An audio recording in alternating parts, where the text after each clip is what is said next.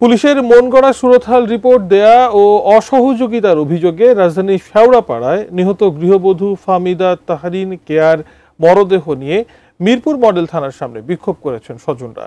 হত্যাকাণ্ডের 2 দিন পেরিয়ে গেলেও পলাতক স্বামী সহ আসামিদের গ্রেফতার না করার অভিযোগ রয়েছে তাদের। রবিউল ইসলাম রবির রিপোর্ট। বুধবার মধ্যরাতে রাজধানীর শেওড়াপাড়ায় রহস্যজনক মৃত্যু হয় গৃহবধূ ফাহমিদা তাহসিন কেয়ার। ঘটনার পর থেকে স্বজনদের দাবি কেয়াকে হত্যা করা হয়েছে। তবে পুলিশের সুরতহাল রিপোর্টে উল্লেখ করা হয় সিলিং ফ্যানের সঙ্গে ওড়নায় ফাঁস দিয়ে আত্মহত্যা করেছেন কেয়া। ময়নাতদন্তের আগেই এমন রিপোর্টে বিক্ষুব্ধ স্বজনরা।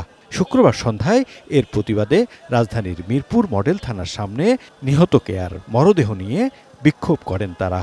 কোনো লাশ ঝুলন্ত অবস্থা না পায় এবং ওই লাশটা ওই ঘরেই ছিল না, ওই বাসাটাই ছিল না, তাহলে উনি সুরতহাল রিপোর্টে কিভাবে লেখেন যে এই লাশটা আপনার ওড়না দিয়ে ঝুলন্ত অবস্থায় ফ্যানে ঝুলানো ছিল? সব মশার বিরুদ্ধে সুরক্ষা দিতে এলো বসুন্ধরা এক্সট্রিম অ্যারোসল, মশার বিরুদ্ধে এক্সট্রিম সুরক্ষা। ময়না তদন্তেও গাফিলতির অভিযোগ স্বজনদের। এছাড়া হত্যায় অভিযুক্ত পলাতক স্বামী সিফাত আলীর পরিবারের জিম্মায় নিহত কেয়ার 4 শিশু সন্তান থাকায় মৃত মাকে শেষ দেখার সুযোগ না পাওয়ারও শঙ্কা ছিল তাদের।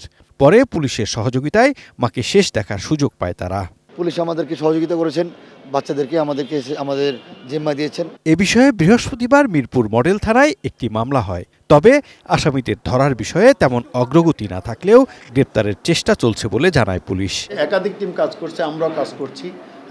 ফলাফল আমরা আপনাদেরকে অবশ্যই আমরা জানাবো। আমাদের চেষ্টা অব্যাহত আছে। রবিউল ইসলাম রবি, এটিএন নিউজ, ঢাকা।